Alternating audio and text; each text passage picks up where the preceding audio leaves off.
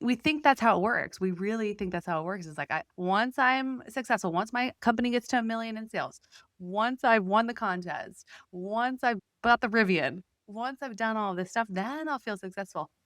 And then I'll feel badass and then I'll feel proud of myself. But that's not the case. I'll have what she's having. Welcome to another edition of She Talks Confidence Podcast. Welcome back. It's the She Talks Confidence podcast. This is Tony, your host, and today we deal with confidence and success. And the big question that comes up for a lot of the people having success, but I still feel empty, I still feel unfulfilled, I still not confident, I have self-worth issues. And they say, what's wrong with me? Nothing's wrong with you, because that's kind of how it works. So I'd like to bring in Sensi Graves. Sensi, how are you?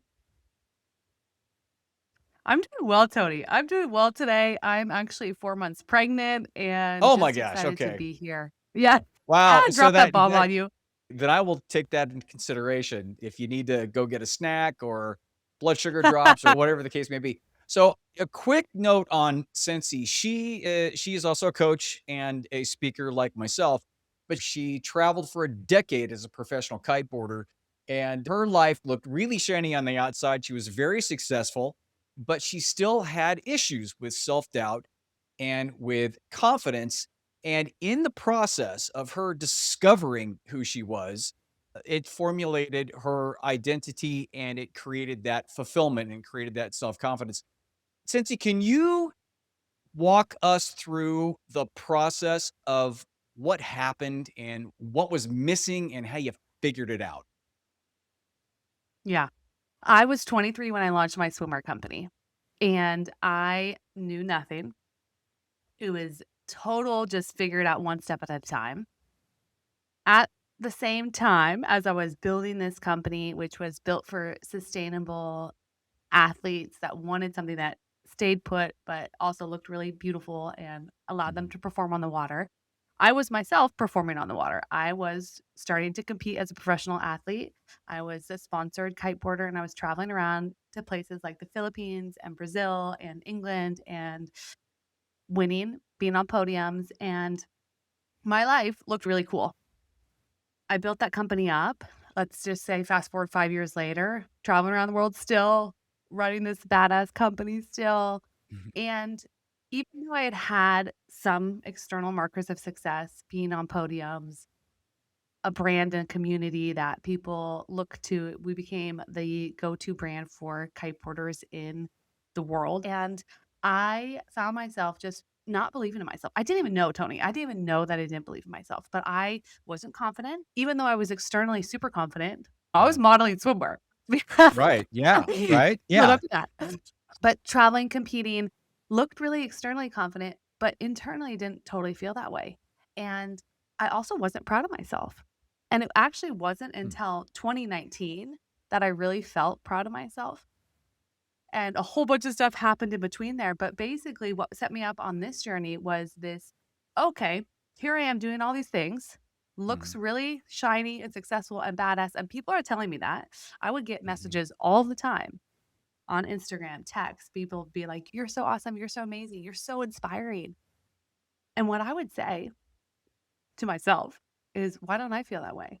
I would Yeah. get messages and I would just be like, wait, what? I don't even understand. And so that's when it started to be like, okay, there's a disconnect here. There's a disconnect between how people see me and how I see myself. And if people see me as this thing, then something's going on. When that happened, did you feel worse when people saw it and you didn't? It's hard to Like remember like if I actually like it's felt like worse. right, like it's almost, "Oh, they have this expectation of me, and now I feel more pressure to feel this way, but I don't feel this way." I saw the hole in myself. I was like, okay, Mhm. there's a hole in here.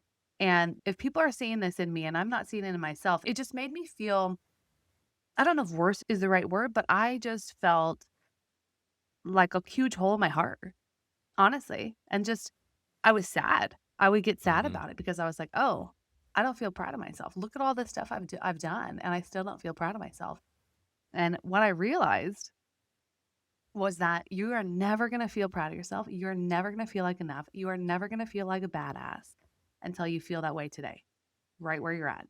It's no amount of accolades or achievements that you get to that are going to make you feel that way. It's just, we think that's how it works. We really think that's how it works. It's like, once I'm successful, once my company gets to 1 million in sales, once I've won the contest, once I've bought the Rivian, once I've done all this stuff, then I'll feel successful.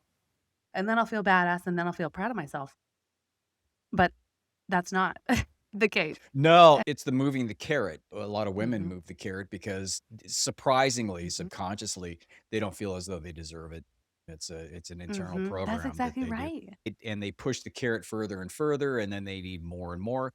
And the thing is that, and you see so many successful people like yourself that you think that they have it all and you aspire to be in their position, yet they're empty. And that's why they continue to push for more and more external reinforcement of the fact of their worth. And like you said, the key is we could wrap the show right now because that's really the key, right? The key is just the acceptance right now. That is Mm. such an important thing to know and to absorb and to think about every single day because that right there can shift everything for you in terms of perspective. That's exactly right. It's those small micro shifts over time. We Yeah. think that success or feeling proud of ourselves or confidence is going to be one cataclysmic event where we're like, I did Right. this thing Yeah. and now I feel confident. But once again, that's not how it works. It's a slow shift over time. It's the habits that you do every single day. And that's what I really found. I was like, okay, once I started investing in myself and doing practices to support my mindset and my body and things to really make me feel good, that's when I finally had shifts to be like, okay, wait, I am inspired. I am awesome. I am impactful. And when you get to Mhm. that, when you start to realize that's how you change the world, Tony, that's how what I Yeah. really am like, this work is so important because healed people heal people. It is. When you help somebody else, you help yourself too. And the rising Mm. tide lifts all the boats. When you made the shift inside, and again, a lot of people think, a lot of clients think it's this epiphany. It's this wake up and all Mhm. of a sudden you're driving in that direction because you get it. It doesn't necessarily happen that way. It's something that you need to have discipline over a period of time and to work on that. When you made that internal shift, did it shift your external drives in life? No.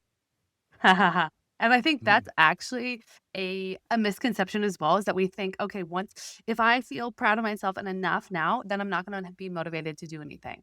yeah, I see that. I see that where people are like, but if I let go of this idea of perfectionism, then I'm not going to be successful because this yeah. is what's gotten me here. And I actually think it's the total opposite because when you feel good about the work that you're doing, you come from a place that is much deeper. It's a much deeper well to draw on for motivation. And you realize you have something to offer the world. And therefore, it's your responsibility to bring that and share that with people. And a lot of times, if you have that internal realization and you switch to introspection and then from your energy going from inside out, a lot of times it takes the pressure off.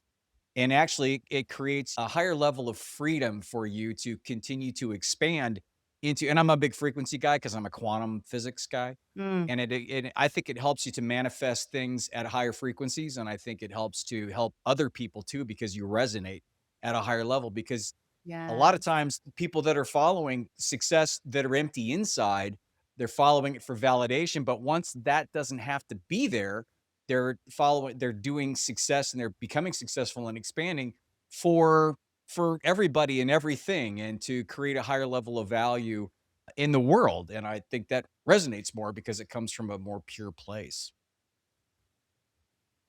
Oh my gosh, I totally agree with that. I love that. And also, one of the things with your drive is that you have better boundaries because that's Yeah. Oh one thing that yeah. I struggled with my swimwear company was like, I have to work all the time and I Yeah. need to, prove myself. And there's a whole hustle to it because I couldn't relax and I couldn't trust. So I was not in the frequency of expansion and trust. I was in the frequency of scarcity and lack. And I'm the one that's keeping this boat going. And so if I don't work, then we're not moving forward. And so letting Mhm. go of that, you're exactly right. So in that case, it does open up your energy in that you can focus more on the work that is actually making a difference and Hmm. not feel like you have to be working all the time, which is such another misconception. Oh yeah, yeah, because you don't have to fill your time up to create levels of worth in terms of validating you doing something and doing some busy work. When it comes down to now, you're pregnant. So congratulations, first and foremost.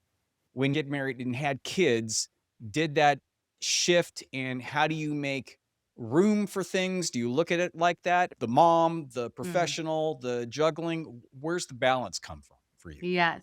Yes. Oh, it's such a great question. And actually, Tony, we have to dive a little bit deeper because actually, at the end of 2023, my husband was in a really bad accident and he was Oh, actually in a coma oh man. and he had a traumatic brain injury, still has a traumatic brain injury. He's Hmm. doing miraculous now, but he actually was in a coma for a week and then in the hospital for 3 weeks, had to relearn to walk. And I found out I was pregnant 2 weeks after his accident.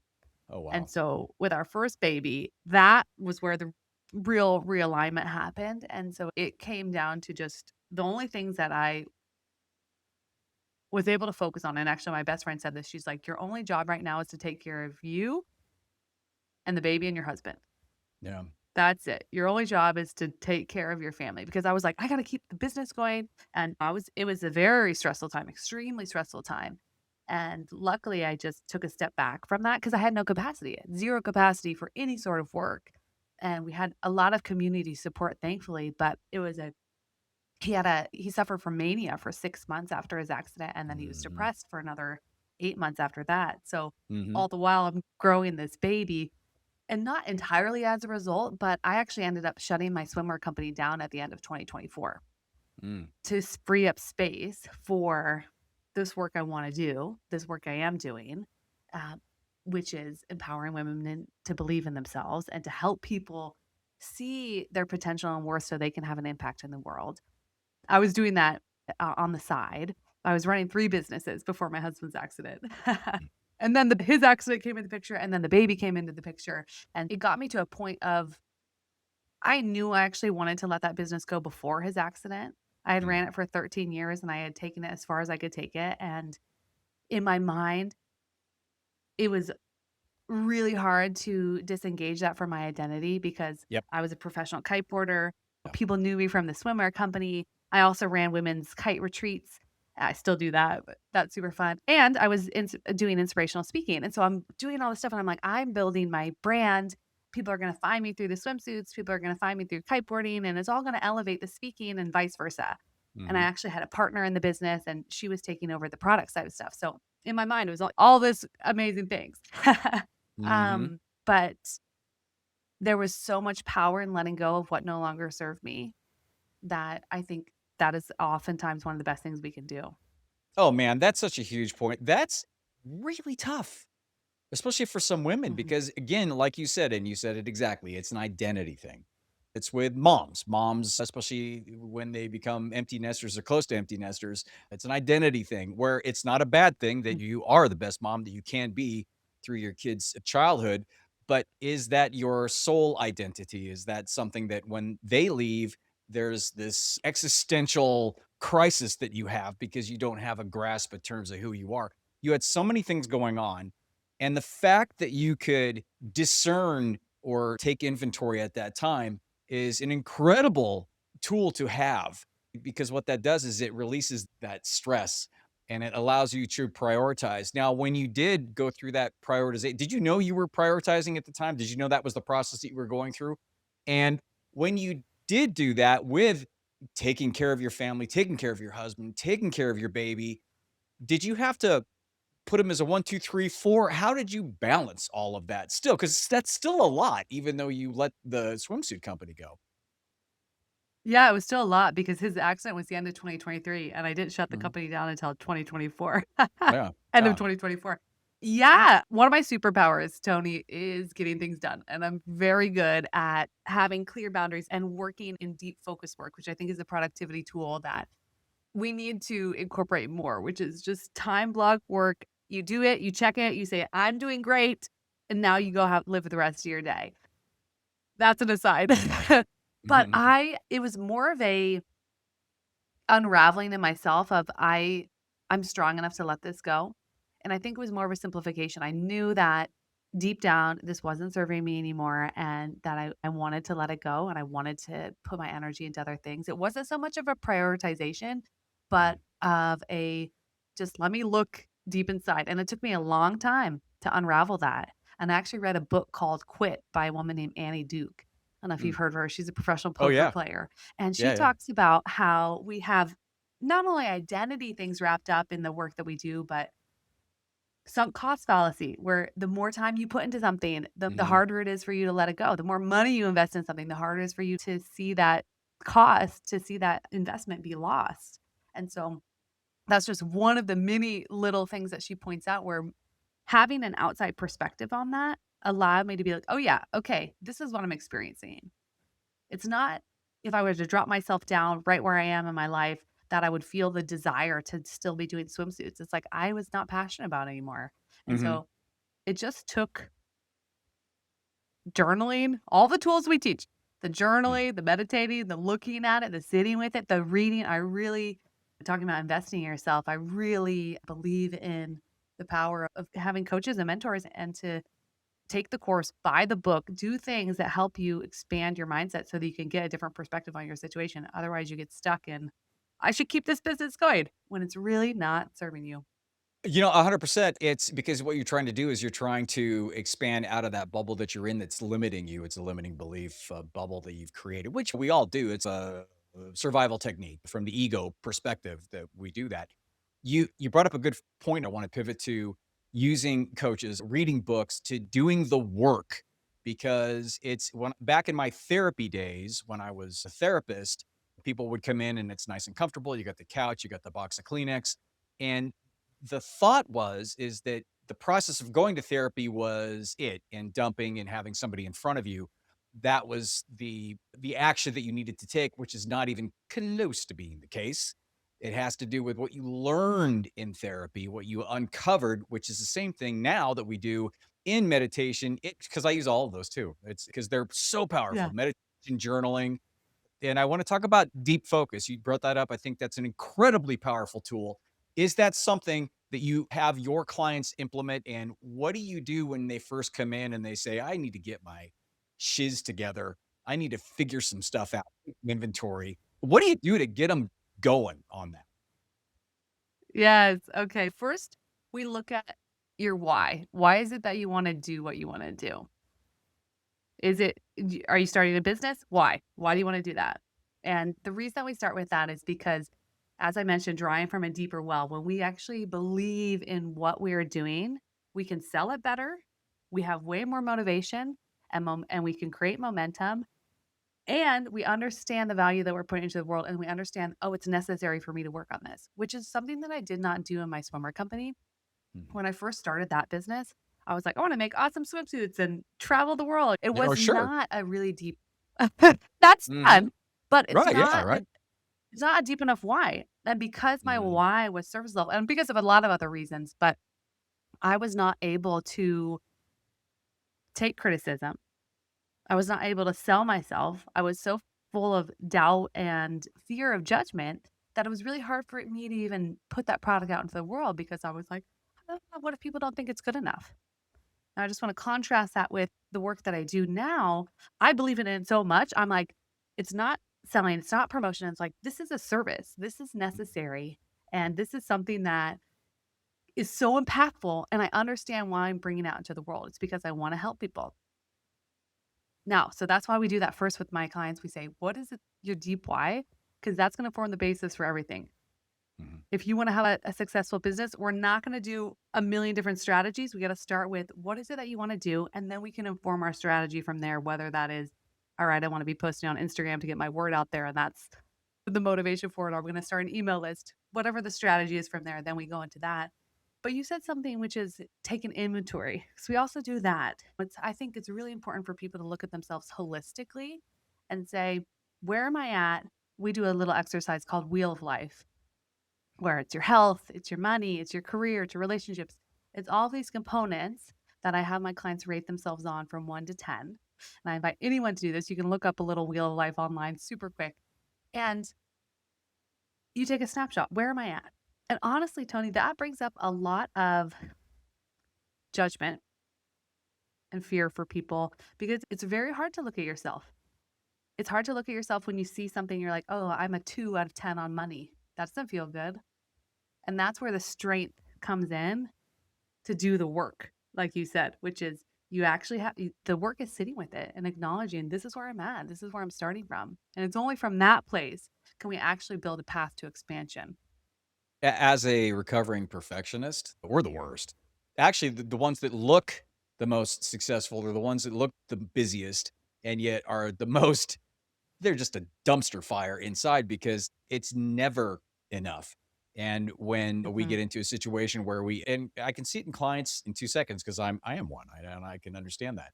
Whereas they have the tools and they start to do that, and then they get into the inventory like you just talked about, and they give themselves a 2 out of 5 on the money or a 2 out of 5 on the relationship, and then everything just crashes to the ground, and then they just disassemble themselves instead of looking at it and just owning it. I think owning it is a big thing. And I've seen your bio with childhood trauma. I think childhood trauma is something that Mm. that I went through as well, and it's a huge impact on how we operate further in life in terms of how we success and how we feel about ourselves. And I think that's where perfectionism comes in too, because we feel as though if we're perfect, then everybody will accept us and then we can accept ourselves after that, which is actually hogwash, right? It should be the other way around. You talked about having mentors or coaches. How important is it for women in business, especially the young women just getting their careers going, to have a network, have the mentors, and work on this stuff because they will come up against stuff that they've never come up against in terms of self worth in that environment? What do you say to them when they come to you with those issues in that environment? The most important investment that you can make is in yourself. The best investment you can make is in yourself. And I did not know that for a very long time. I remember when I would not want to spend $100 on an SEO course because I was like, "Ugh, is this worth it?" Right. Because I didn't believe in myself.